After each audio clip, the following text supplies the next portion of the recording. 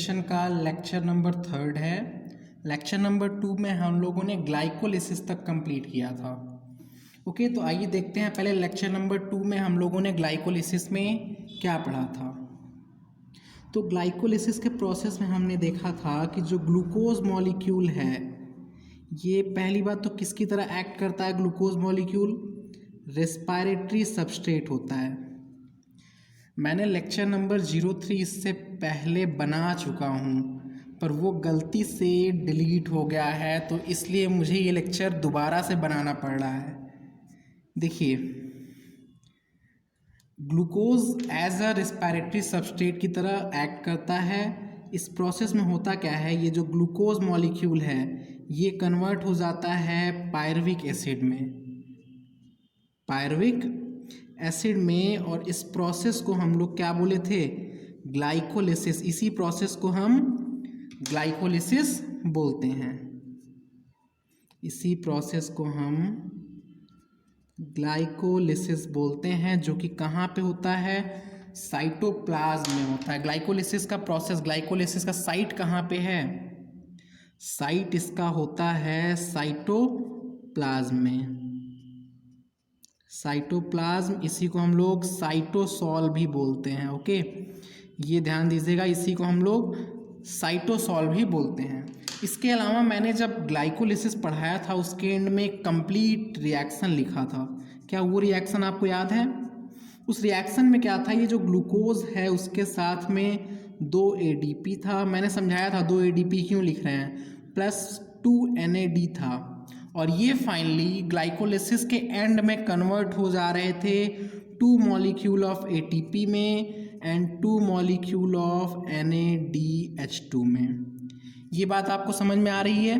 2 molecule ATP में and 2 molecule NADH2 में ये कन्वर्ट हो जा रहा है। ओके, ये ग्लूकोज 6 कार्बन का कंपाउंड है। कितने कार्बन का? 6 कार्बन का। और ये पायरुविक एसिड 3 कार्बन का कंपाउंड है। ये पायरुविक एसिड 3 कार्बन का कंपाउंड है, इसलिए पायरुविक एसिड का 2 मॉलिक्यूल बनता था। पायरुविक एसिड का 2 मॉलिक्यूल बनता था। देखिए, ये जो ATP और NADH2 है, ATP और NADH2 है, इसे हम क्या बोलते हैं, energy yielding compound. Energy yielding compound. इस ATP और NADH2 को हम क्या बोलते हैं, एनर्जी यील्डिंग कंपाउंड बोलते हैं, जो कि अगर एरोबिक रेस्पिरेशन में गया, AEROBIC, एरोबिक रेस्पिरेशन में गया, ग्लाइकोलिसिस के बाद अगर एरोबिक रेस्पिरेशन हुआ तो वहाँ पे क्या होगा, ये जो 2 मॉलिक्यूल ऑफ NADH2 है ये कन्वर्ट हो जाएगा 6 ATP में, और प्लस 2 ATP और है, तो नेट एरोबिक रेस्पिरेशन में हमें 8 ATP दिखा था। और एन एरोबिक रेस्पिरेशन में अगर हम देखें, एन एरोबिक रेस्पिरेशन में, तो एन एरोबिक रेस्पिरेशन में क्या होता है, यहाँ पे ETS एब्सेंट होता है। एन एरोबिक रेस्पिरेशन में ETS एब्सेंट होता है, इसलिए NADH2 से 2 मॉलिक्यूल ऑफ NADH2 से 0 ATP का फॉर्मेशन होता है। 2 मॉलिक्यूल ऑफ NADH2 से 0 ATP और 2 ATP और भी है, तो नेट जो दिखता है हमें वो 2 ATP ही होता है। एनारोबिक रेस्पिरेशन में नेट 2 ATP होता है अगर ETS एब्सेंट है, या फिर तो NADH2 ETS में नहीं जा रहा है तब। ओके, ये पॉइंट आपको समझ में आ रहा होगा, ये लास्ट लेक्चर में ही हम लोगों ने देखा था। तो एक पॉइंट और बता दें हम कि इस पायरुविक एसिड का फॉर्मूला क्या है। क्या आपको पता है कि पायरुविक एसिड का फॉर्मूला क्या होता है? तो देखिए, पायरुविक एसिड का फॉर्मूला, पायरुविक एसिड 3 कार्बन का कंपाउंड है जिसमें अल्फा पोजीशन पे कीटोन होता है। ये एसिड है तो इसमें COOH होगा, और इसके अल्फा पोजीशन पे इसके साइड में ही कीटोन ग्रुप होता है, मीन्स ये अल्फा कीटो एसिड है। कैसा एसिड है? एक अल्फा कीटो एसिड है। ओके, ये पायरुविक एसिड का मॉलिक्यूलर फॉर्मूला है, इसको हम लोग आगे भी देखेंगे। तो ये तो सिंपल सा ग्लाइकोलिसिस है जो कि हम लोगों ने लास्ट लेक्चर में पढ़ा था। तो आइए एक बार हम पिछला जो लेक्चर ग्लाइकोलिसिस पढ़े थे उस ग्लाइकोलिसिस से क्वेश्चन कैसे पूछा जाएगा इस पॉइंट को एक बार हम देख लें। ओके, तो पिछले लेक्चर पे जाते हैं हम।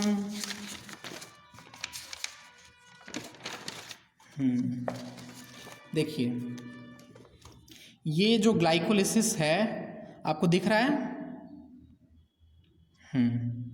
तो ग्लाइकोलिसिस में क्वेश्चन कैसे पूछता है, क्वेश्चन पूछेगा कि कौन सा जैसे क्वेश्चन आपको पहली बात तो इस ग्लाइकोलिसिस का जो 10 स्टेप रिएक्शन है पूरा स्टेप याद होना चाहिए। क्वेश्चन में ये रिएक्शन के फॉर्म में पूछता है कि अगर पूछ लिया कि NADH2 ग्लाइकोलिसिस में किस स्टेप में फॉर्म होता है, अगर क्वेश्चन में पूछ लिया NADH2 ग्लाइकोलिसिस के किस स्टेप में फॉर्म होता है और ऑप्शन में दे दे PgAl से जब कन्वर्ट होता है 1,3 डाई PGA, या फिर तो जब 1,3 डाई PGA कन्वर्ट होता है 3 PGA में, या फिर तो ऑप्शन बन जाए जब फ्रक्टोज 6 फॉस्फेट कन्वर्ट होता है ग्लूकोज 1,6 डाई फॉस्फेट में। तो करेक्ट आंसर क्या हो जाएगा, करेक्ट आंसर होगा जब 3 PgAl कन्वर्ट होता है 1,3 डाई PGA में तब 2 मॉलिक्यूल ऑफ NADH2 फॉर्म होता है। तो आपको ग्लाइकोलिसिस का जो 10 स्टेप रिएक्शन है पूरा रिएक्शन याद होना चाहिए। अगर आपको ग्लाइकोलिसिस का ये रिएक्शन याद होगा तो आप बहुत अच्छे से क्वेश्चन को सॉल्व कर ले जाएंगे। और एक पॉइंट मैंने बताया, देखिए ये सब मैं लास्ट लेक्चर में यहाँ पे लिखा था कि जो हेक्सोकाइनेज होता है इसको एक मेटल आयन चाहिए होता है एज अ कोफैक्टर। वो मेटल आयन कौन होता है, मैग्नीशियम। तो हेक्सोकाइनेज कहाँ पे यूज़ हुआ है, एक तो तब यूज़ हुआ है जब ग्लूकोज से ग्लूकोज 6 फॉस्फेट बना है, और एक तब यूज़ हुआ है जब फ्रक्टोज 6 फॉस्फेट से फ्रक्टोज 1,6 डाई फॉस्फेट बना है। यहाँ पे फॉस्फोफ्रक्टोकाइनेज यूज़ हुआ है, ये भी एक तरह का हेक्सोकाइनेज है। हेक्सो मीन्स 6 और काइनेज मीन्स आप समझ रहे हैं ATP के लिए है। ओके, तो ये 2 पॉइंट मैंने लास्ट लेक्चर में ऐड किया था, मीन्स ये लेक्चर जब मैंने बनाया था वो तो डिलीट हो गया, तो उसमें ये 2 पॉइंट मैंने ऐड किया था कि हेक्सोकाइनेज को मैग्नीशियम आयन चाहिए होता है, हेक्सोकाइनेज को मैग्नीशियम आयन चाहिए होता है। देखिए यहाँ पहले से लिखा हुआ है। और एक पॉइंट बताना ये था कि देखिए ये जो ग्लूकोज है ये क्या होता है, एक हेक्सो शुगर है। ये पॉइंट नोट कर लीजिए, मैंने अभी नोट किया इसे, मतलब अभी लिखा हूँ। ये जो ग्लूकोज है कैसा शुगर होगा, हेक्सोस शुगर है। अगर यहाँ पे ग्लूकोज के जगह पे फ्रक्टोज आए तो क्या होगा, आपको पता है अगर सुक्रोज का इन्वर्टेज एंजाइम के प्रेजेंस में हाइड्रोलिसिस करें, सुक्रोज के हाइड्रोलिसिस से ग्लूकोज और फ्रक्टोज बनेगा। तो यहाँ ग्लूकोज के जगह पे अगर हम फ्रक्टोज को as a respiratory substrate use करेंगे तो क्या होगा, देखिए अगर आप फ्रक्टोज को यहाँ पे यूज़ करेंगे तो रिएक्शन यही होगा, ATP से ADP बनेगा, हेक्सोकाइनेज यूज होगा, बट प्रोडक्ट डायरेक्ट ये बन जाएगा फ्रक्टोज 6 फॉस्फेट। उस केस में ये वाला जो रिएक्शन है जो मैंने बॉक्स के अंदर बनाया हुआ है, ये रिएक्शन उस केस में नहीं होता है, ये रिएक्शन उस केस में नहीं होता है। कब नहीं होगा, अगर हमने यहाँ पे फ्रक्टोज लिया तो फ्रक्टोज के भी केस में ATP हाइड्रोलाइज होगा ADP में, और हेक्सोकाइनेज एंजाइम यूज़ होगा मैग्नीशियम आयन के प्रेजेंस में, बट हमें प्रोडक्ट क्या मिलेगा, फर्स्ट स्टेप में ही प्रोडक्ट मिल जाएगा fructose 6 phosphate. Okay, first step में ही हमें प्रोडक्ट मिल जाएगा फ्रक्टोज 6 फॉस्फेट। तो एक पॉइंट ध्यान दीजिए, अगर फ्रक्टोज जब यूज़ होगा रिस्पायरेटरी सबस्ट्रेट की तरह तो ग्लूकोज 6 फॉस्फेट नहीं बनेगा। ये क्वेश्चन में ऐसे पूछ सकता है, if fructose is used in glycolysis, या फिर तो फ्रक्टोज का अगर हम ग्लाइकोलिसिस करवाते हैं तो कौन सा प्रोडक्ट नहीं बनेगा, तो ग्लूकोज 6 फॉस्फेट उस केस में नहीं बनेगा। ठीक है ना, ये एक पॉइंट एक्स्ट्रा उस टाइम मैंने बताया था, ये आप क्या कर लीजिए, अच्छे से नोट कर लीजिए। देखिए हमने ये लेक्चर दिखाते हैं, एक सेकेंड। देखिए ये पार्ट 03 हमने ऑलरेडी इस लेक्चर को स्टार्ट किया था, कंप्लीट भी कर दिया, पर डिलीट हो गया वो। और इसके आगे का भी लेक्चर नंबर 04 भी बन चुका है। देखते हैं, आइए थर्ड लेक्चर अभी। तो थर्ड लेक्चर में क्या होगा, मतलब थर्ड लेक्चर में आगे यहाँ से हम प्रोसीड करते हैं। आप देखते जाइए, फटाफट जल्दी से कंप्लीट हो जाएगा, 1 घंटे का लेक्चर रहेगा बस ये। ओके, एनर्जी यील्डिंग कंपाउंड आपको समझ में आया। तो एक पॉइंट यहाँ पे और लिख लीजिए आप कि ग्लाइकोलिसिस को ऑक्सीजन फ्री कंडीशन चाहिए होता है। ये पॉइंट सब मैंने लास्ट लेक्चर में बताया था। ऑक्सीजन फ्री कंडीशन चाहिए होता है, मीन्स एनएरोबिक कंडीशन चाहिए होता है ग्लाइकोलिसिस को। अगर ऑक्सीजन का कंसंट्रेशन बढ़ा, अगर ग्लाइकोलिसिस में ऑक्सीजन का कंसंट्रेशन बढ़ा तो ग्लाइकोलिसिस उस केस में नहीं होगा। ओके, तो ये रिवीजन का कुछ पॉइंट था जो जिसमें से आपको कुछ ही पॉइंट्स नोट करने हैं। जैसे ये वाला फॉर्मूला नोट कर लेना है, आपको फॉर्मूला नोट कर लेना है। और आज का लेक्चर अब हम यहाँ से स्टार्ट कर रहे हैं। आज हमें एनएरोबिक रेस्पिरेशन पढ़ना है, एनएरोबिक रेस्पिरेशन पढ़ना है। Okay, anaerobic respiration. तो फर्स्ट लेक्चर में जब इस चैप्टर को हमने स्टार्ट किया था तो फर्स्ट लेक्चर में ही मैंने बताया था कि एनएरोबिक रेस्पिरेशन में क्या होता है। याद कीजिए, एनएरोबिक रेस्पिरेशन में इनकम्प्लीट ऑक्सीडेशन ऑफ ग्लूकोज होता है। क्या होता है? Incomplete oxidation of glucose. Glucose का कंप्लीट ऑक्सीडेशन नहीं होता है, इनकम्प्लीट ऑक्सीडेशन होता है। ओके, जब भी एनारोबिक रेस्पिरेशन होगा तो इसकी साइट कहाँ पे होगी? साइटोप्लाज्म होगी। एनारोबिक रेस्पिरेशन की साइट कहाँ होगी?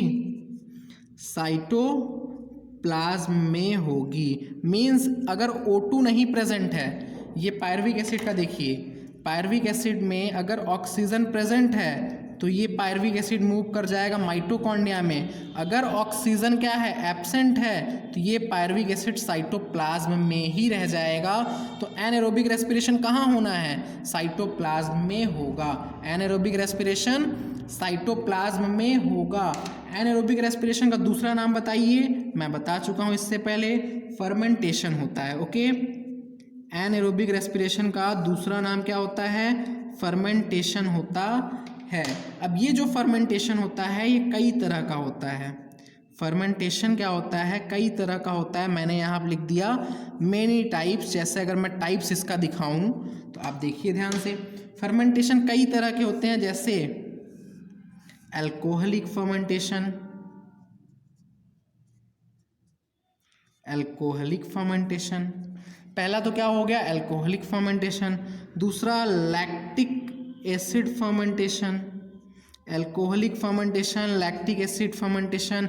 इसी तरीके से कार्बोक्सिलिक एसिड बनेगा तो हम लोग क्या बोलेंगे? Acetic acid fermentation, acetic acid fermentation. देखिए, इनकम्प्लीट ऑक्सीडेशन होगा ग्लूकोज का, तो इनकम्प्लीट ऑक्सीडेशन के बाद जो प्रोडक्ट बनेगा, इनकम्प्लीट ऑक्सीडेशन में प्रोडक्ट CO2 नहीं होता है, मैंने फर्स्ट लेक्चर में क्लियर किया है।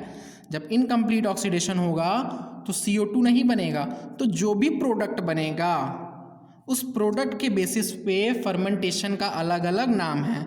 इसी तरह से ब्यूटायरिक एसिड का भी फर्मेंटेशन, मतलब ब्यूटायरिक एसिड फर्मेंटेशन होता है, BUTYRIC, ब्यूटायरिक एसिड फर्मेंटेशन।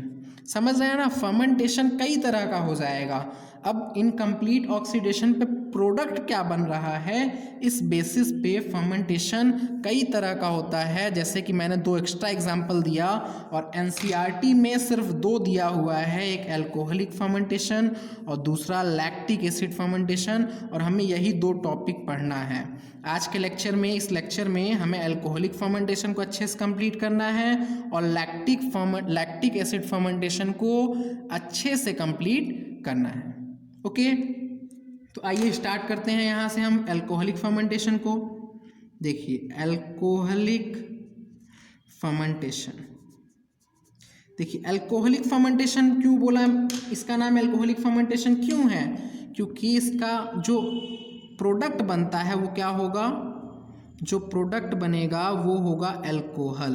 और अल्कोहल में भी कौन सा होता है? एथाइल अल्कोहल होता है, एथाइल अल्कोहल। देखिए, जो प्रोडक्ट बनेगा वो होगा अल्कोहल, और अल्कोहल में भी हमें स्पेशली एथाइल अल्कोहल यहाँ पे बनेगा, दिखेगा ऐसा, हमें दिखेगा कि स्पेशली एथिल अल्कोहल यहाँ पे फॉर्म होगा। समझ रहे हैं इतना पॉइंट आप? यहाँ पे एथिल अल्कोहल फॉर्म होगा। तो अब आप बताइए, एथिल अल्कोहल कितने कार्बन का है? 2 कार्बन का है। आइए देखते हैं अब अल्कोहलिक फर्मेंटेशन का कितना स्टेप होगा। देखिए अल्कोहलिक फर्मेंटेशन का सबसे पहला स्टेप तो ग्लाइकोलिसिस होगा। ग्लाइकोलिसिस हमने पढ़ चुका है लास्ट लेक्चर में, और ये भी पढ़ा था कि जो ग्लाइकोलिसिस होता है वो सारे ऑर्गेनिज्म में होता है, इसीलिए तो ग्लाइकोलिसिस को हमने फंडामेंटल साइकिल या फिर तो कोर साइकिल बोला था। क्यों? क्योंकि glycolysis occurs in all organism. Glycolysis सारे ऑर्गेनिज्म में होगा, वो एरोबिक ऑर्गेनिज्म है तब भी होगा, एनएरोबिक ऑर्गेनिज्म है तब भी उसमें ग्लाइकोलिसिस होगा। ओके, तो पहला प्रोसेस तो हो जाएगा ग्लाइकोलिसिस, और ग्लाइकोलिसिस के बाद देखिए इसमें जो सेकंड प्रोसेस होता है डीकार्बोक्सिलेशन। डीकार्बोक्सिलेशन, अब डीकार्बोक्सिलेशन क्यों होगा थोड़ा समझते हैं। देखिए ये देख रहे हैं आप, ये क्या है? पायरुविक एसिड है। ये पायरुविक एसिड है। पायरुविक एसिड में 3 कार्बन है, 1 2 3, बट जो एथाइल अल्कोहल फॉर्म होगा उसमें 2 कार्बन होगा, तो एक कार्बन होगा क्या? एक कार्बन CO2 के फॉर्म में निकल जाएगा बाहर।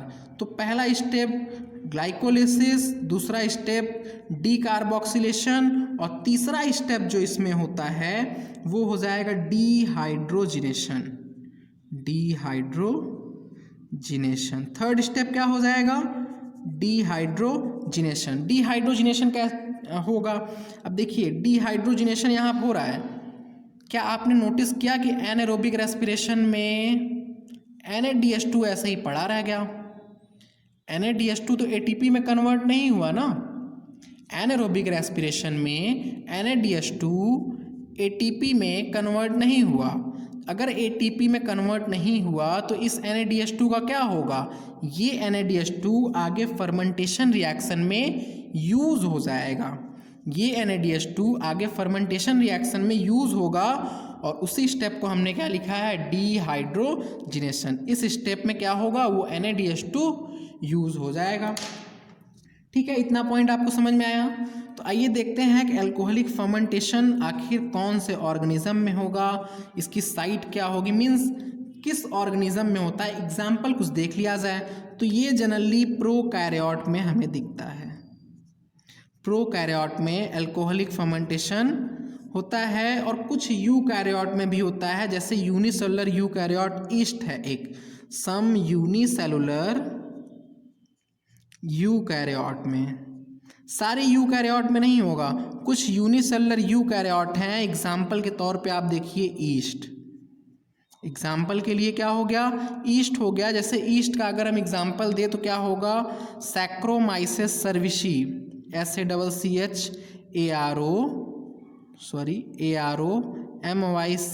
सैक्रोमाइसेस सर्विसी, CEREVISIAE।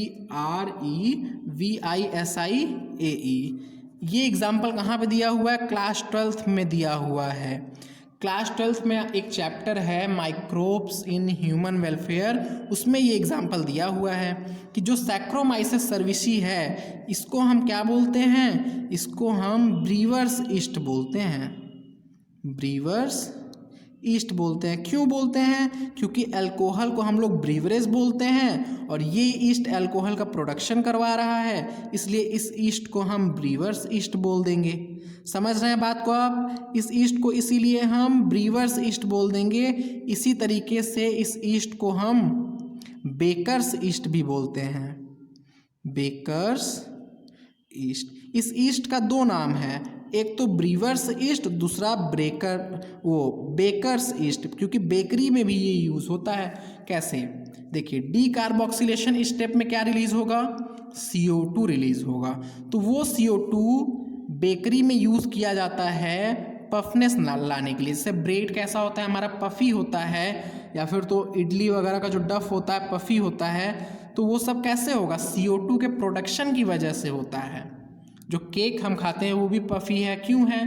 क्योंकि CO2 के प्रोडक्शन की वजह से वो पफीनेस आता है, वो हल्का सा पफी हो जाता है। तो इसीलिए हम इसको बेकर्स ईस्ट भी बोलते हैं, क्योंकि इससे जो CO2 प्रोड्यूस हो रहा है उसको हम बेकरी में भी यूज़ करते हैं। ठीक है, तो अल्कोहलिक फर्मेंटेशन का एग्जाम्पल आपने देखा कि यूकैरियोट में ये जनरली होता है। प्रोकैरियोट में ये जनरली होता है, बट सम यूनिसेलुलर यूकैरियोट में भी होता है। एग्जाम्पल ईस्ट हो गया। ईस्ट क्या है? एक फंजाई है, एक फंजाई है, मीन्स एस्कोमाइसिटीज में आता है। ये एस्कोमाइसिटीज में आता है। आपको पता होगा, आपने फंजाई चैप्टर अगर पढ़ा है तो आपको पता होगा कि ईस्ट क्या है? यूनिसेलुलर फंजाई है, एस्कोमाइसिटीज क्लास में आता है। सॉरी, एस्कोमाइसिटीज फैमिली नहीं है, एस्कोमाइसिटीज क्लास में ये प्रेजेंट है। ठीक है, इतना पॉइंट आपको समझ में आया? तो आइए अल्कोहलिक फर्मेंटेशन का जो ये 3 स्टेप है, ग्लाइकोलिसिस, डी कार्बोक्सिलेशन, डीहाइड्रोजिनेशन, ये कैसे होता है हम इसे देखते हैं नेक्स्ट पेज में।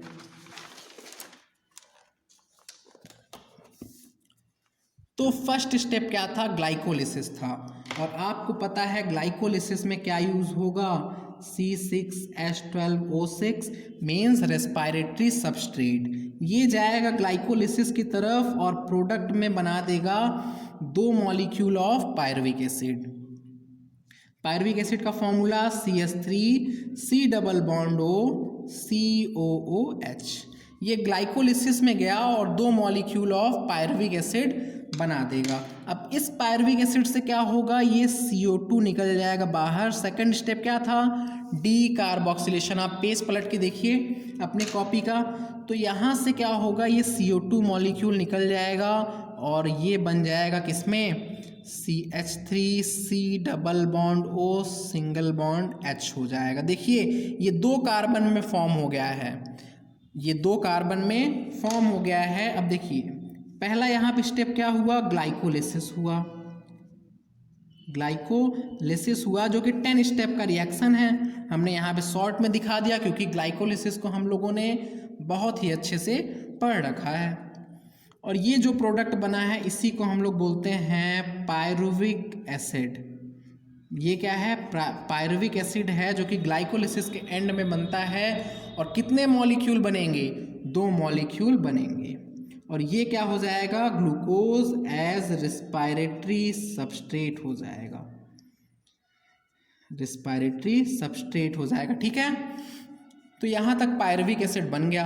अब इस पायरुविक एसिड में से CO2 मॉलिक्यूल रिलीज होगा और CO2 निकलने के बाद प्रोडक्ट बन जाएगा 2 मॉलिक्यूल ऑफ एल्डिहाइड है। ये एक तरीके से देखिए ये क्या है? एल्डिहाइड है। ओके, और यहाँ पे एक एंजाइम यूज होता है, एंजाइम का नाम है pyruvic acid, pyruvic acid D carboxylase. देखिए पायरुविक एसिड से क्या करवा रहा है? ये डी कार्बोक्सिलेशन करवा रहा है, CO2 का रिमूवल करवा रहा है, इसलिए इसे हम पायरुविक एसिड डी कार्बोक्सिलेज बोलते हैं। इस एंजाइम का नाम क्या हो जाएगा? Pyruvic acid D carboxylase. इतना आपको समझ में आ रहा है? अब देखिए ये क्या है? एल्डिहाइड है, ये एल्डिहाइड है। और केमिस्ट्री में हमने पढ़ा है कि एल्डिहाइड के रिडक्शन से अल्कोहल बनता है। इस रिएक्शन में हमें बनाना क्या है? अल्कोहल बनाना है। देखिए एल्डिहाइड के रिडक्शन से अल्कोहल बनता है। अल्कोहल यहाँ क्या हो जाएगा? 2 मॉलिक्यूल बन जाएगा CH3CH2OH। देखिए बनेगा कैसे? जब यहाँ पर मैंने बताया था अभी कि ये जो NaDH2 बना है ये यूज़ होगा। कितना NaDH2 था? 2 मॉलिक्यूल NaDH2 था और ये कन्वर्ट हो जाएगा NaD में। और जो 2H+ यहाँ से आएगा, जो 2H+ यहाँ से आएगा, ये जो 2H+ है, एक H+ यहाँ ऑक्सीजन के पास जाएगा और एक H+ कार्बन के पास जाएगा, तो प्रोडक्ट बन जाएगा alcohol. Ethyl alcohol as a product बन जाएगा। प्रोडक्ट में क्या हमें मिल जाएगा? एथिल अल्कोहल मिल जाएगा। तो मीन्स इस कंपाउंड का यहाँ पे क्या हुआ है? इस कंपाउंड का यहाँ पे देखिए यहाँ से हाइड्रोजन निकला है तो NaDH2 का तो ऑक्सीडेशन हुआ है, NaDH2 का ऑक्सीडेशन हुआ है। और ये जो एल्डिहाइड है इसका क्या होगा? रिडक्शन होगा। तो एल्डिहाइड के रिडक्शन से क्या बना? अल्कोहल बना, जिसे हम क्या बोलते हैं? एथिल अल्कोहल बोलते हैं, एथिल अल्कोहल बोलते हैं। और यहाँ पे एक एंजाइम होता है, इस प्रोसेस के लिए एक एंजाइम चाहिए होता है, उस एंजाइम का नाम है एल्कोहलिक डिहाइड्रोजिनेज। आपको पता है कि जहाँ पे भी NADH2 यूज़ होगा या फिर तो प्रोड्यूस होगा, वहाँ पे जो एंजाइम होगा उसका नाम होगा एल्कोहलिक डिहाइड्रोजिनेज। ये पॉइंट मैंने इससे पहले ही क्लियर किया हुआ है, एल्कोहलिक डिहाइड्रोजिनेज। और ये जो एंजाइम होता है इसका एक को फैक्टर होता है, वो है Zn+2।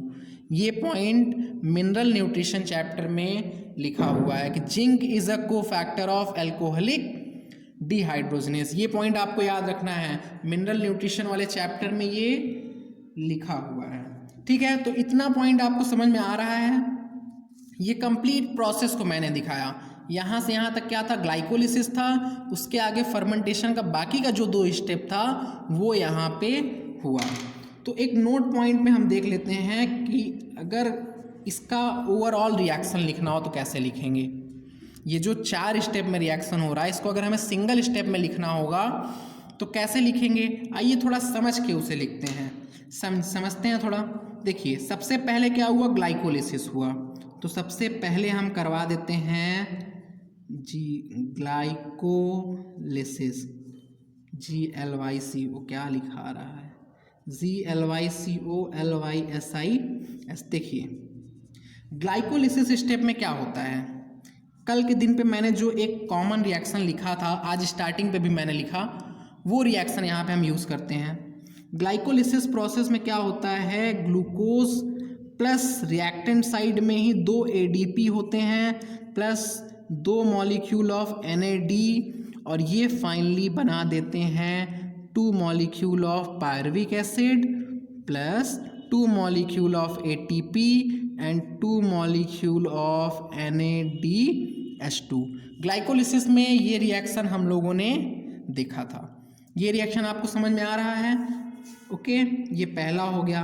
अब सेकंड पॉइंट में हम ये देखते हैं, यहाँ से यहाँ तक तो ग्लाइकोलिसिस था, इसके आगे ये क्या होगा, जो रिएक्शन है इसे हम यहाँ शॉर्ट फॉर्म में लिखते हैं। देखिए, 2 मॉलिक्यूल ऑफ पायरुविक एसिड, ये है, ये जो 2 मॉलिक्यूल ऑफ पायरुविक एसिड है, यहाँ पे 2 NADH2 यूज़ हो रहा है, 2 NADH2 यूज़ हो रहा है, और बन क्या रहा है, ये जो 2 मॉलिक्यूल ऑफ पायरुविक एसिड है, यहाँ पे 2 मॉलिक्यूल CO2 भी तो निकल रहा है, 2 मॉलिक्यूल पायरुविक एसिड से 2 मॉलिक्यूल CO2 निकलेगा, तो 2 मॉलिक्यूल CO2 निकल रहा है और ये 2 मॉलिक्यूल एथिल अल्कोहल का बन रहा है, तो ऐसे लिख सकते हैं 2 molecule of ethyl alcohol plus, देखिए पायरुविक एसिड कितने कार्बन का है, ये देखिए ग्लूकोज 6 कार्बन का, तो 2 पायरुविक एसिड बना, 3 कार्बन के 2 कंपाउंड में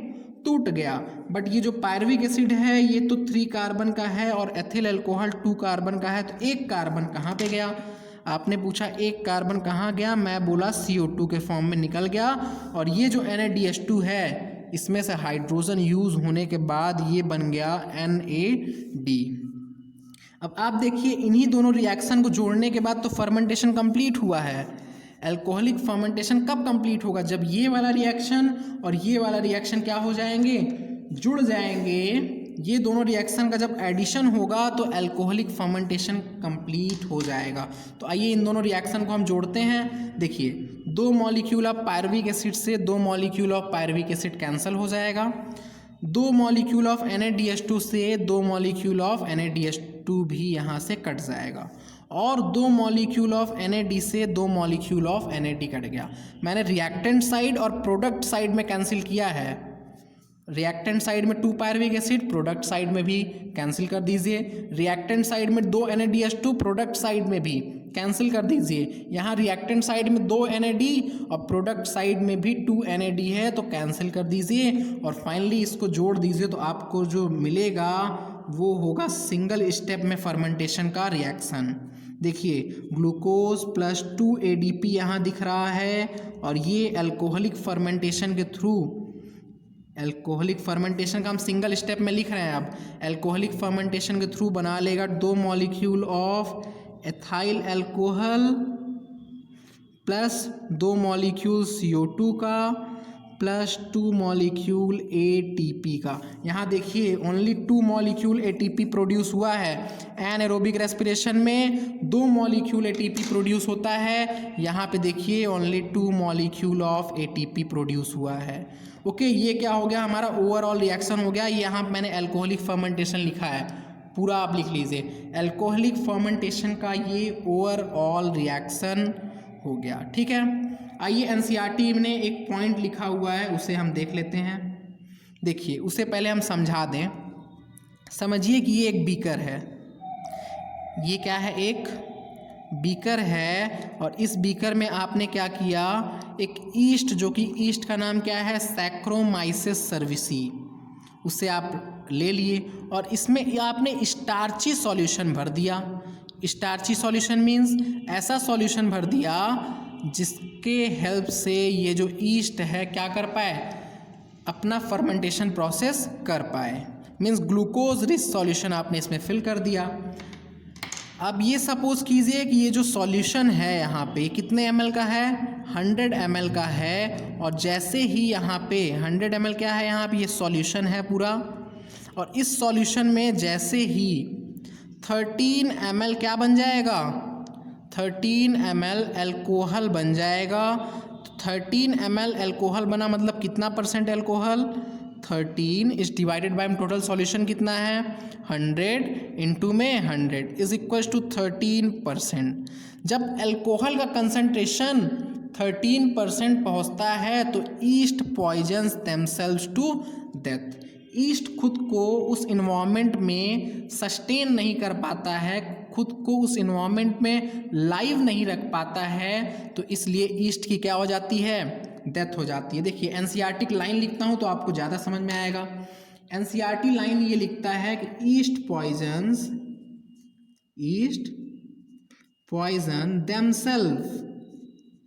themselves to death when concentration of alcohol reaches about 13%। देखिए एनसीईआरटी में ये लाइन लिखा हुआ है कि जैसे ही 13% स्टार्ट होगा, ईस्ट खुद को सरवाइव नहीं कर पाएगा, उस इन्वायरमेंट में ईस्ट सरवाइव नहीं कर पाएगा, और वो क्या कर लेगा, उसकी क्या हो जाएगी, डेथ हो जाएगी। फाइनली उसकी डेथ हो जाएगी। ये पॉइंट समझ में आ रहा है आपको। जैसे ही 13% बनेगा, आपने वाटर रिच सॉल्यूशन तो उसे दिया होगा ना, मीन्स ईस्ट को आपने एक वाटर बीकर में यहाँ जैसे रखा है, इसमें आपने ग्लूकोज ऐड किया होगा। अब ये ग्लूकोज का यूज़ करके क्या करे, फर्मेंटेशन करे। पर फर्मेंटेशन तो करता है, पर जैसे ही 13% बना, उसके बाद yeast poisons themselves to death. Yeast वहाँ पे सस्टेन नहीं कर पाता है, वो इन्वायरमेंट ईस्ट के लिए सस्टेनेबल नहीं होता है, इसलिए ईस्ट की क्या हो जाती है, डेथ हो जाती है। एनसीईआरटी इस लाइन जहाँ पे लिखा हुआ है एनसीईआरटी में, उसी के बाद एनसीईआरटी ने एक क्वेश्चन पूछा है। मैं पहले क्वेश्चन नोट कर लूँ। देखिए, what then would be maximum concentration of alcohol in beverage. Beverage मतलब आप समझ रहे हैं ना, एल्कोहल को ही बोलते हैं। दैट आर नेचुरली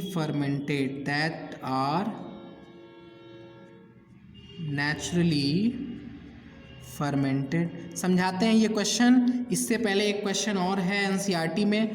पहले ये पॉइंट लिखा है, देन ये क्वेश्चन है, उसके जस्ट बाद एक क्वेश्चन और लिखा है, वो क्वेश्चन भी नोट कर लिया जाए। How do you think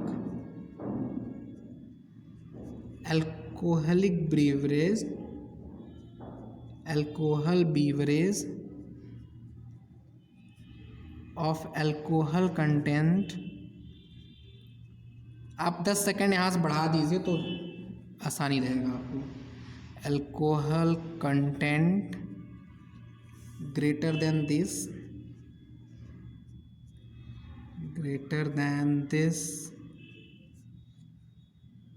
concentration is obtained।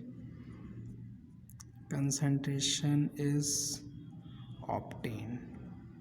देखिए तो एनसीईआरटी का ये जो दो क्वेश्चन है, पहला क्वेश्चन ये, दूसरा क्वेश्चन ये, तो दोनों क्वेश्चन में एनसीईआरटी ने पूछा क्या है। देखिए पहले क्वेश्चन में एनसीईआरटी बोलता है कि जो नेचुरली फर्मेंटेड बीवरेज है, मतलब जहाँ पे हम नेचुरली फर्मेंटेशन करवा रहे हैं वहाँ पे मैक्सिमम कंसंट्रेशन अल्कोहल का कितना मिल सकता है। पहले पॉइंट उसने बताया 13% होते ही ईस्ट की डेथ होने लगती है, तो अब पूछ रहा है कि मैक्सिमम कितना मिल सकता है मुझे।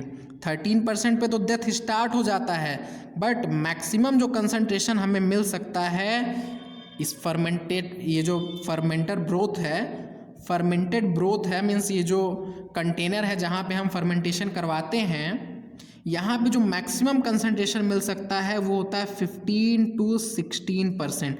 मैक्सिमम यहाँ तक पहुँच सकता है। 13 पे तो वो डेथ अपना उसकी डेथ स्टार्ट हो जाती है, बट उसके बाद भी थोड़ा बहुत होता है फर्मेंटेशन और मैक्सिमम कंसंट्रेशन 15 to 16% पहुँच सकता है। अब एनसीईआरटी क्या बोल रहा है उसके आगे नया क्वेश्चन कि how do you think alcohol beverage of alcohol content greater than this. देखिए ग्रेटर देन दिस, ये जो वैल्यू है इससे ज़्यादा कंसंट्रेशन कैसे ऑब्टेन किया जा सकता है। ये जो इतना 15 to 16% की वैल्यू हमें मिल रही है नेचुरली, पर मार्केट में जो आती है उसमें 15 to 16% तो रहता नहीं है, इससे भी तो ज़्यादा रहता है ना। तो यही एनसीईआरटी पूछ रही है हमसे कि इससे ज़्यादा हम कंसंट्रेशन कैसे ऑब्टेन कर सकते हैं। तो इसके लिए दो मेथड हो सकता है। देखिए इसके लिए दो मेथड हो सकता है, बाय एडिंग मोर कंसंट्रेटेड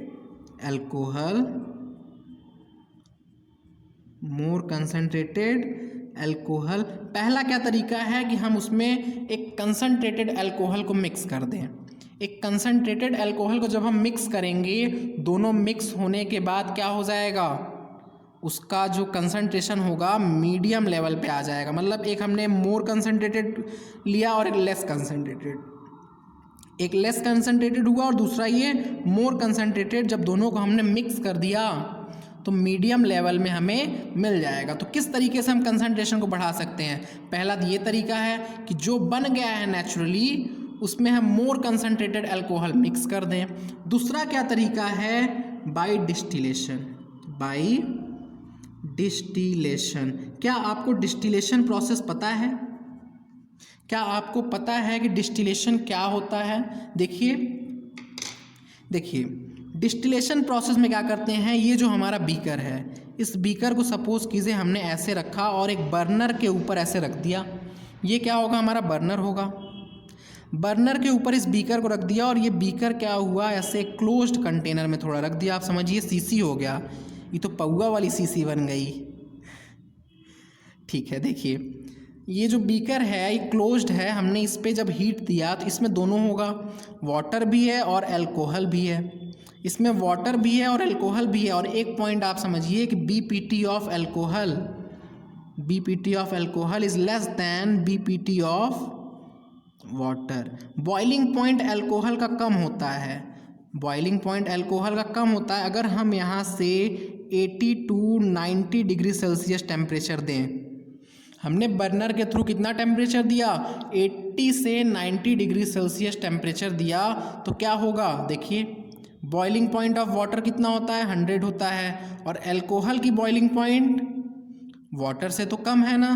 तो रिजल्ट क्या हमें दिखेगा कि ये जो अल्कोहल है, यहाँ पे जो अल्कोहल प्रेजेंट होगा वो वेपराइज होने लगेगा, वेपर फॉर्म में कन्वर्ट होने लगेगा। और हम क्या करेंगे, इस कंटेनर को यहाँ से एक दूसरे कंटेनर में जोड़ लेंगे। ये क्या हुआ, हमारा दूसरे कंटेनर में जोड़ लिया, और ये जिसका पाइप के थ्रू जोड़ रहे हैं, इस पाइप के बीच में हम क्या लगा देंगे, कंडेंसर लगा देंगे। देखिए पूरा डायग्राम बन जाए, समझा देते हैं।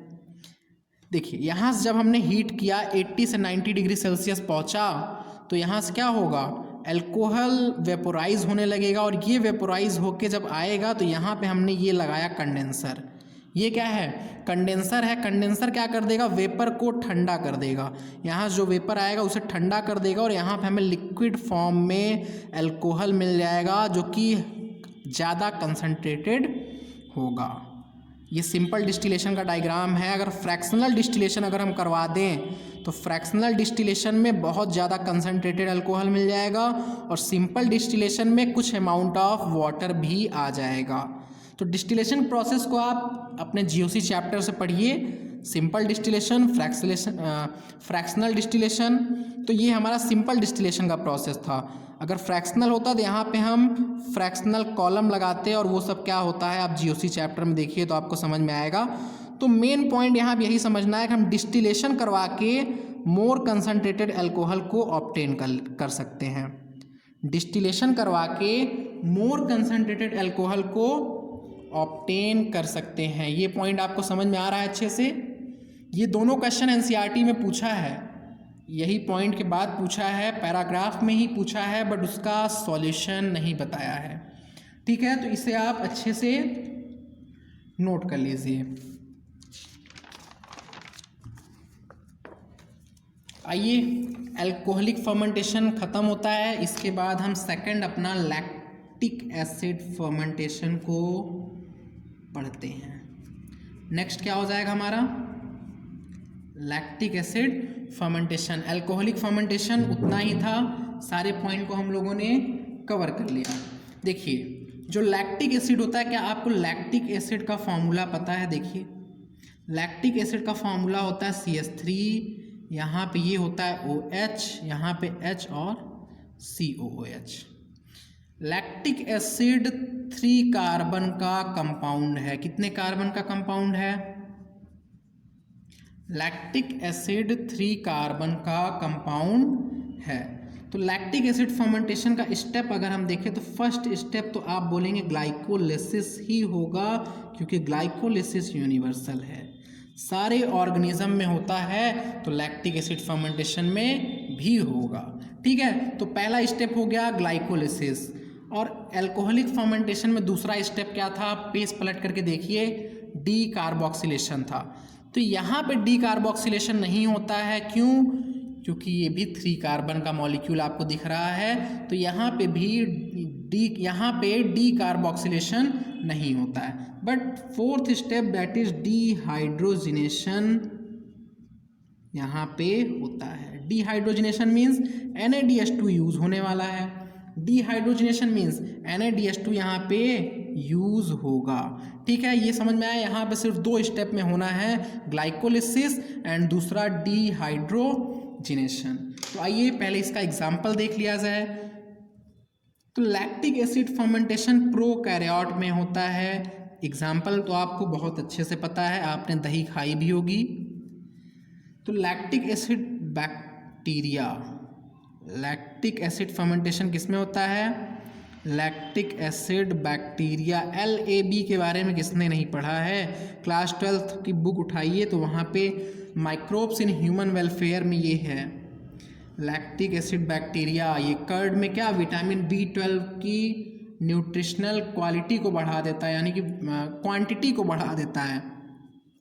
विटामिन B12 के क्वांटिटी को कर्ड में बढ़ा देता है लैक्टिक एसिड बैक्टीरिया। ये आप उठाइए माइक्रोब्स इन ह्यूमन वेलफेयर तो वहाँ पे मिलेगा। तो इसका एग्जाम्पल तो एक हो गया प्रोकैरियोट, दूसरा यूकैरियोट भी कुछ होते हैं जिसमें कि लैक्टिक एसिड फर्मेंटेशन होता है, यूकैरियोट। तो यूकैरियोट में अगर हम ह्यूमन की केस देखें, ह्यूमन भी तो यूकैरियोट है, तो ह्यूमन की केस देखें तो ह्यूमन में 2 जगह पे लैक्टिक एसिड फर्मेंटेशन चलता है।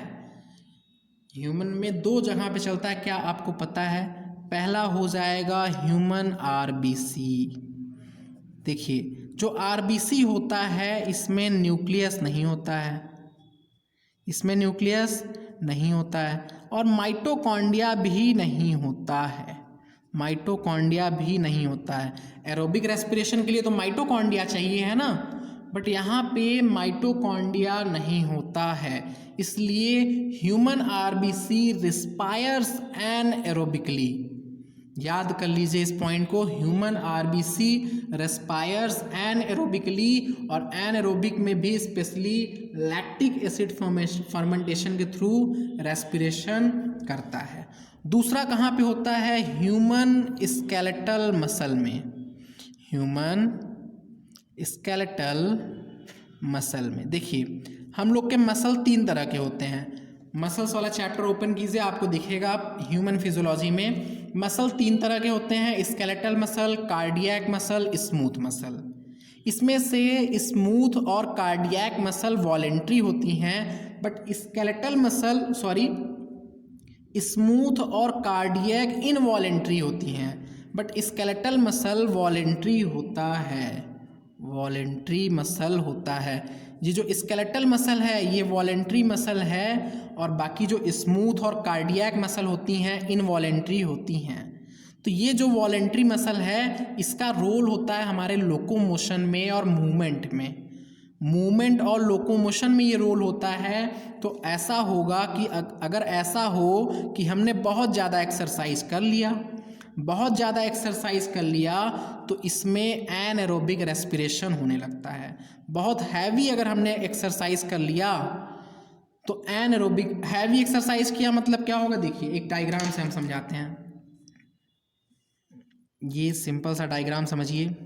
हैवी रेस्पिरेशन, हैवी एक्सरसाइज मतलब क्या हुआ?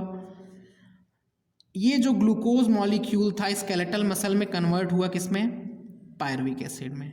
आपने बहुत हैवी एक्सरसाइज किया जिससे क्या हुआ? ऑक्सीजन की कमी हो गई इस मसल सेल में। ये मैंने बनाया क्या? माइटोकॉन्ड्रिया। ये क्या हुआ? माइटोकॉन्ड्रिया हुआ। ऑक्सीजन की कमी हो गई, मैंने बोला ऑक्सीजन यहाँ पे नहीं है, तो ये पायरुविक एसिड जाएगा क्या माइटोकॉन्ड्रिया में? आपने बोला बिल्कुल नहीं जाएगा। तो होगा क्या? ये पायरुविक एसिड फिर कन्वर्ट हो जाएगा लैक्टिक एसिड में। ये पायरुविक एसिड किस में कन्वर्ट हो जाएगा? लैक्टिक एसिड में कन्वर्ट हो जाएगा। समझ रहे हैं ना? मतलब लैक्टिक एसिड में क्यों कन्वर्ट हो रहा है? Due to absence of oxygen और हाई एनर्जी नीड। 2 रीज़न है।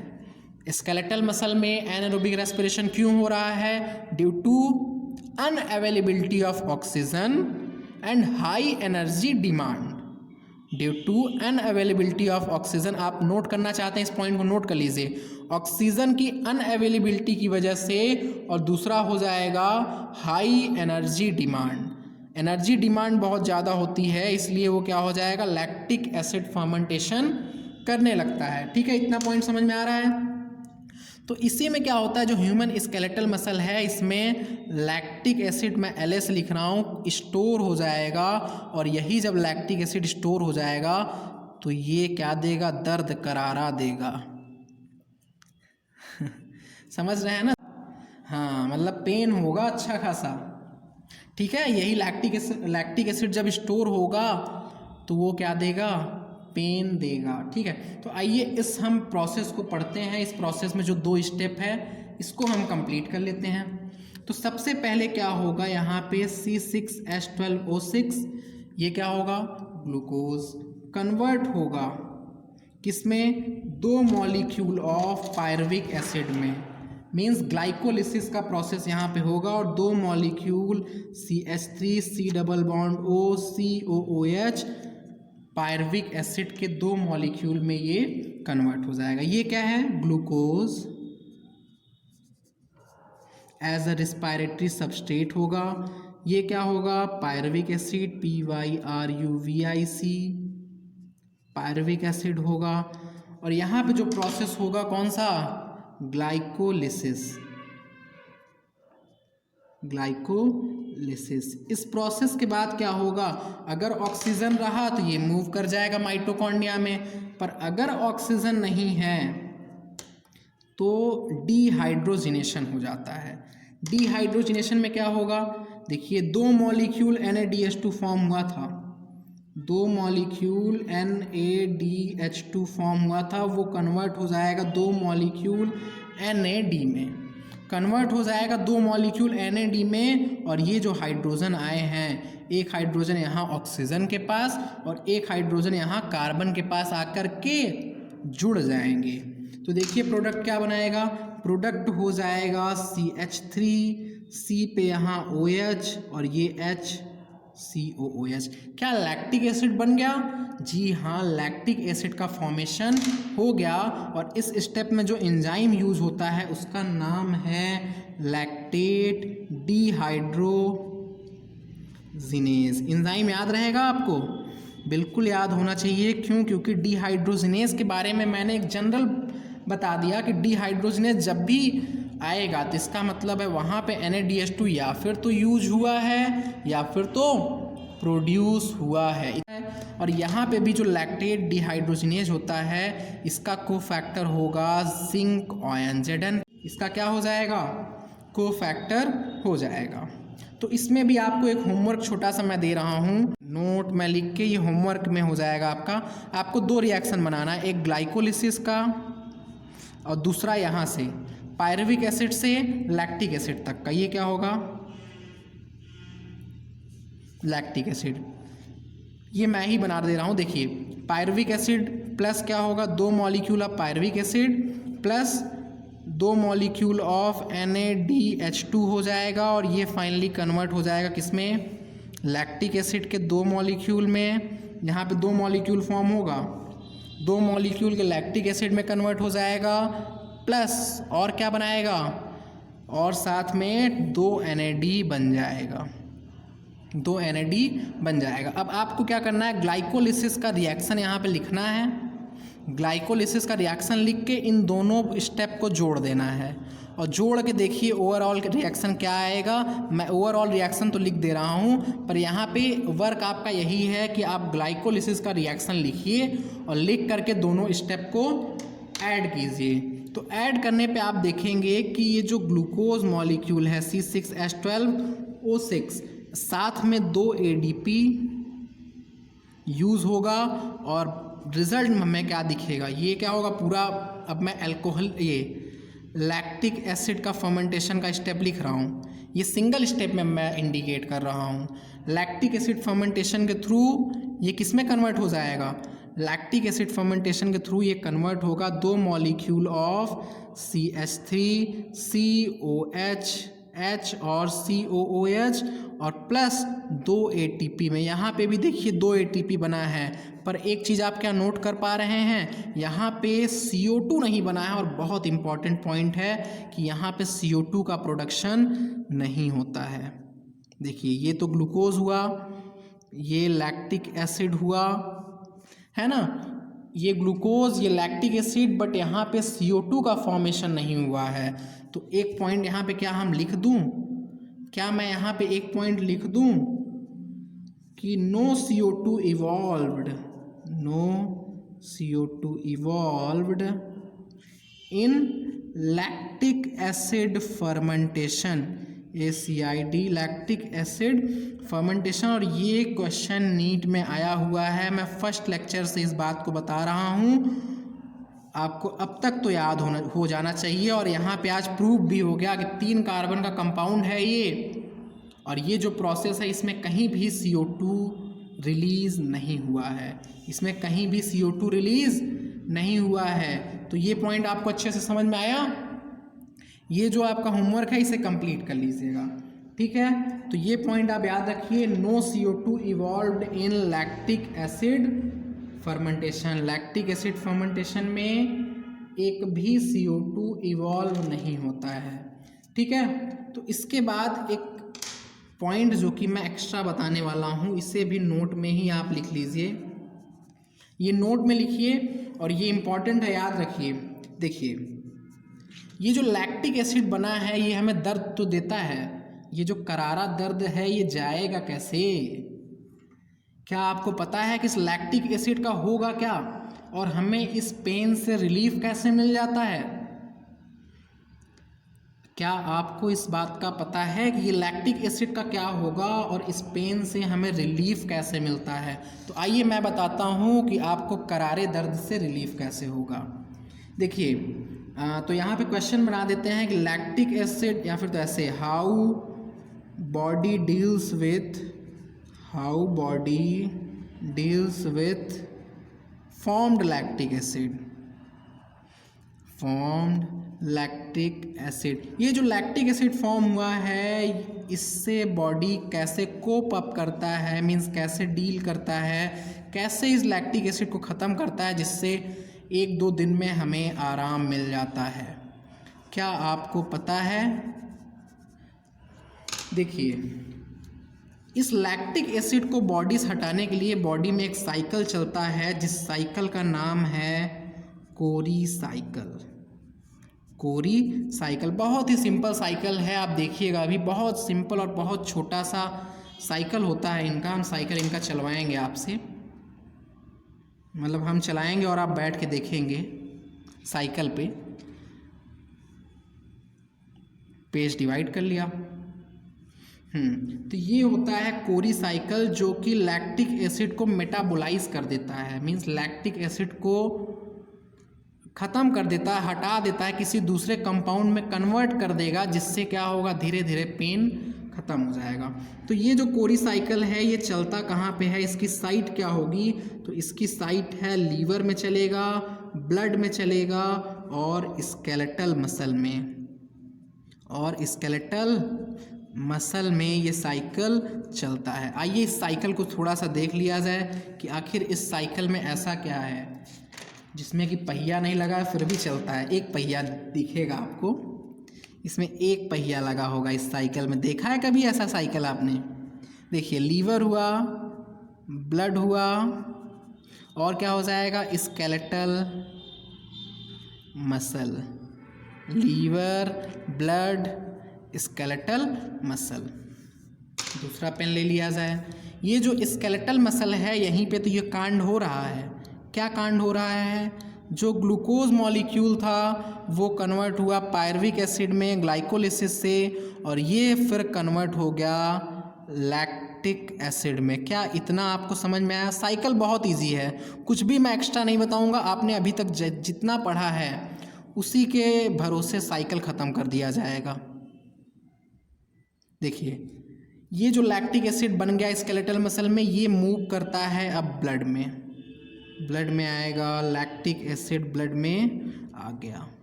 ब्लड में लैक्टिक एसिड स्केलेटल मसल से आ गया। और कहाँ से आएगा? ये हुआ हमारा आरबीसी।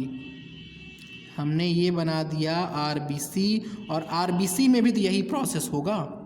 ये जो प्रोसेस हमने स्केलेटल मसल में दिखाया है, यही प्रोसेस आरबीसी में भी होगा। तो इसका मतलब ये है कि आरबीसी से भी लैक्टिक एसिड आएगा ब्लड में। देखिए, लैक्टिक एसिड आता हुआ आपको दिख रहा है। ब्लड में ये लैक्टिक एसिड आ गया। अब ब्लड क्या करेगा? इस लैक्टिक एसिड को तुरंत पहुंचा देगा लीवर के पास। LACTIC एसिड, लैक्टिक एसिड को क्या करेगा? लीवर के पास पहुंचा देगा, और लीवर से कहेगा जो करना हो इसका करो। ये ब्लड में ऐसे ही घूम रहा था, ब्लड के pH को डिस्टर्ब कर रहा था, मैं आपके हवाले से सौंप दे रहा हूँ। तो लीवर क्या करेगा?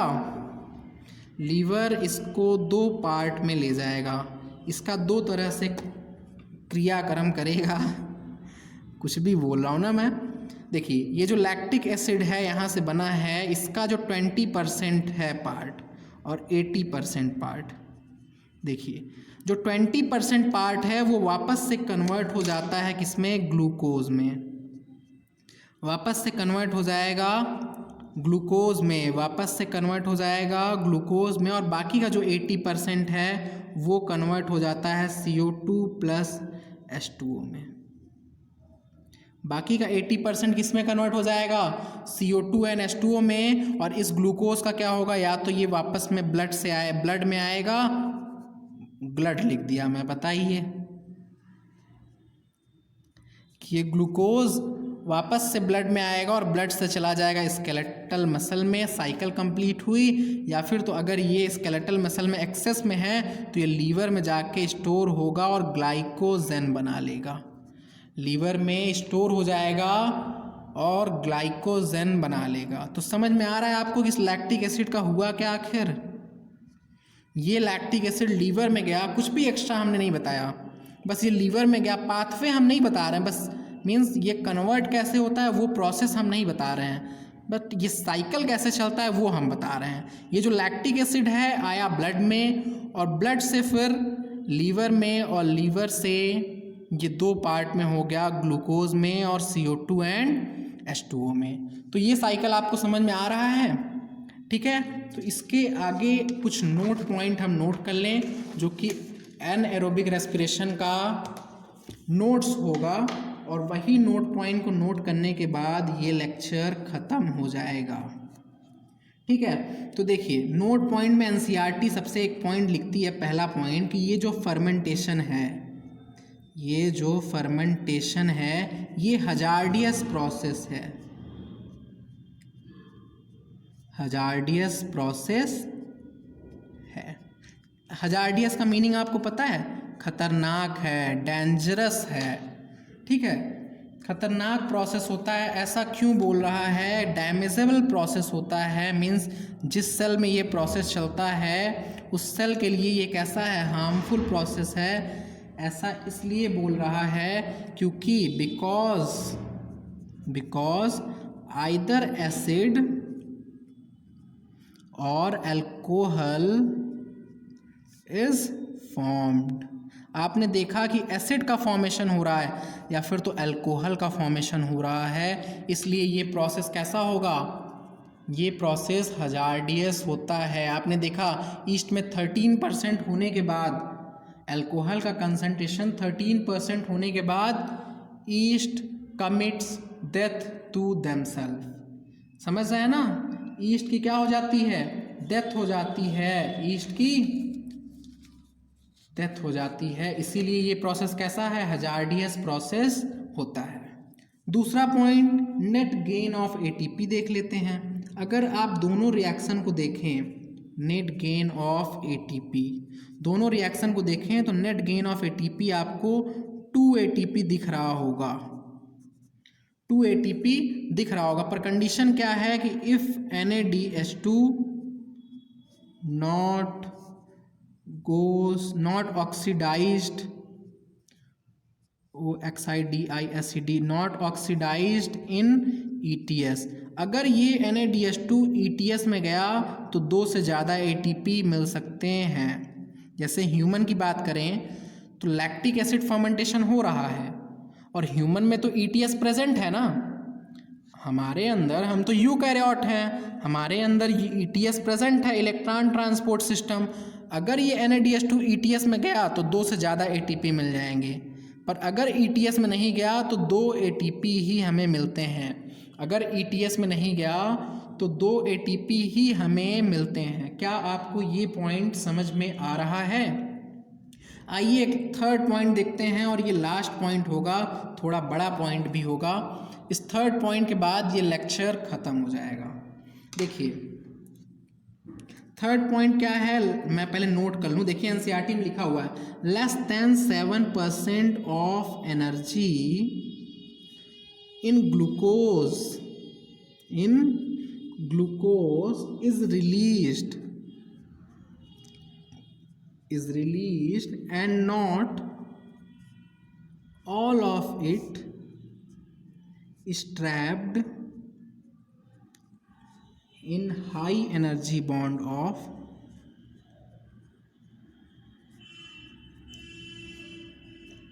of ATP। देखिए इस पॉइंट को अब आप समझिए, एनसीईआरटी ने लिख दिया है, अब आपको समझना है। हमें बताइए आपकी एनएरोबिक रेस्पिरेशन में कंप्लीट ऑक्सीडेशन होता है या फिर तो इनकम्प्लीट? तो आपने बोला इनकम्प्लीट होता है। तो देखिए जब कंप्लीट ऑक्सीडेशन होगा तो जब इसका क्या होगा, मैं यहाँ पे एक फ्लो चार्ट में, इससे ऐसे ही गंदा हो गया ना, ये फ्लो चार्ट में देखिए ये जो ग्लूकोज है, अगर इसका कंप्लीट ऑक्सीडेशन होगा, अगर इसका कंप्लीट ऑक्सीडेशन होगा तो ये, इसमें 6 कार्बन है तो 6 के 6 कार्बन कन्वर्ट हो जाएगा CO2 में। मींस इस ग्लूकोज में टोटल कितना एनर्जी होता है? 686 किलो कैलोरी एनर्जी होता है, 686 किलो कैलोरी एनर्जी होता है। तो ये ग्लूकोज का जब कंप्लीट ऑक्सीडेशन होगा तो पूरा एनर्जी क्या होगा? रिलीज हो जाएगा। तो वही पॉइंट पहला लिखा है।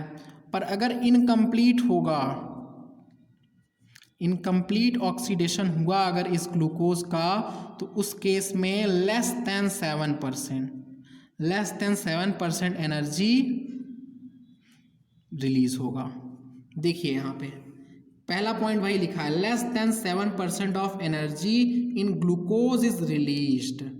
किस कंडीशन में? फर्मेंटेशन के कंडीशन में। अब अगर हम 7% मान लें तो देखिए 7% ऑफ 686 इज इक्वल टू कितना आएगा, 7/100 इंटू में 686 इक्वल्स टू 7 इंटू में 6.86 इज इक्वल्स टू, ये अप्रॉक्सीमेटली आएगा 48 किलो कैलोरी। ये किस में है? किलो कैलोरी में है, तो ये आएगा अप्रॉक्सीमेटली 48 किलो कैलोरी। तो आप देख रहे हैं जब ये एनारोबिक रेस्पिरेशन हो रहा है तो उसमें ओनली 48 किलो कैलोरी एनर्जी ही प्रोड्यूस हो रहा है। बट अगर aerobic respiration means complete oxidation हो रहा है तो उस केस में 686 किलो कैलोरी एनर्जी प्रोड्यूस हो रहा है। ठीक है, तो इस बात को समझिए आप कि पहला पॉइंट वही लिखा है कि less than 7% of energy in glucose is released.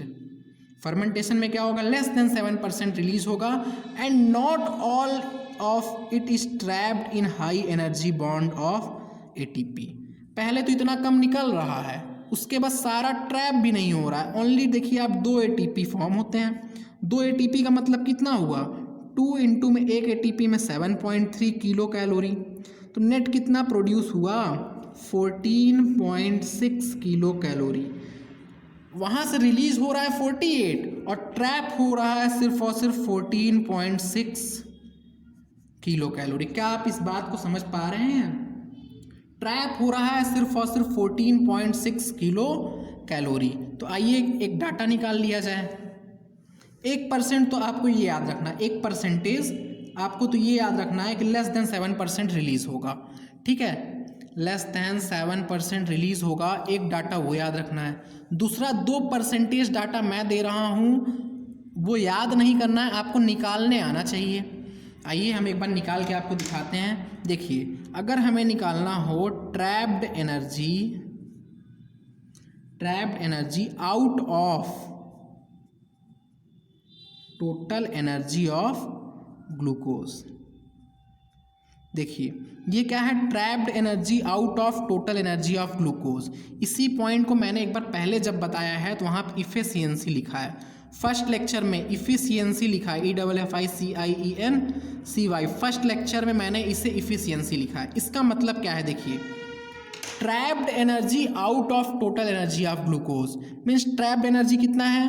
14.6 kilo calorie out of total energy of glucose. Total energy of glucose कितना होगा? 686 किलो कैलोरी इंटू में अगर 100 किया तो ये वैल्यू आपको अप्रॉक्सीमेटली 2.13% आएगी। आप कैलकुलेट करके देखिए। देखिए 00 आप जब हटाएंगे तो यहाँ पे 6.86 आएगा और ये 6 2 जा 12, ये अप्रॉक्सीमेटली अगर 7 मानिए तो 7 2 जा 14, ये अप्रॉक्सीमेटली 2.13 आएगा। तो क्या ये पॉइंट आपको समझ में आया? मैंने ये पहले भी इससे पहले बता चुका हूँ। दूसरा देखते हैं, trapped energy out of total energy released, out of total energy released. देखिए टोटल एनर्जी रिलीज्ड कितना है एनारोबिक में? 48 किलो कैलोरी। तो अब हम इस वैल्यू को निकालेंगे। देखिए दोनों वैल्यू में आप डिफरेंस को समझिए, कंफ्यूज नहीं होइए। ट्रैप्ड एनर्जी कितना है? 14.6 और रिलीज्ड एनर्जी कितना है? 48 किलो कैलोरी। तो ये क्या हो जाएगा? Trapped energy out of total energy released, इसकी वैल्यू कितना आएगी? इंटू 100 भी होगा, तो इसकी वैल्यू अप्रॉक्सीमेटली 30.5% आएगी। 30.5%। ये दोनों वैल्यूज़ आपको नहीं याद करने हैं, आपको मैं सिर्फ समझा रहा था कि ये क्वेश्चन भी ऐसा कुछ बनाया जा सकता है। तो ये आप जान लीजिए किस तरीके से निकल रहा है और निकालना सीखिए। बेसिक से याद कीजिए आप, उसके बाद ये सब तो आराम से सॉल्व किया जा सकता है। ठीक है, तो ये दोनों पॉइंट में आप कंफ्यूज बिल्कुल भी नहीं होइए और इस पॉइंट को अच्छे से क्लियर कर लीजिए। नहीं समझ में आ रहा है तो एक बार लेक्चर को रिवाइंड करके देखिए, आपको अच्छे से समझ में आ जाएगा। ठीक है, तो इस लेक्चर को हम यहीं पे एंड कर रहे हैं। वैसे लास्ट वाला लेक्चर 55 मिनट का बना था, ये 1 आवर 10 मिनट का हो गया है, थोड़ा सा ज़्यादा ही इसमें एक्सप्लेन हो गया है। ठीक है, बाय बाय। नेक्स्ट लेक्चर में हम लोग मिलते हैं, उसमें हम एरोबिक रेस्पिरेशन को स्टार्ट करेंगे।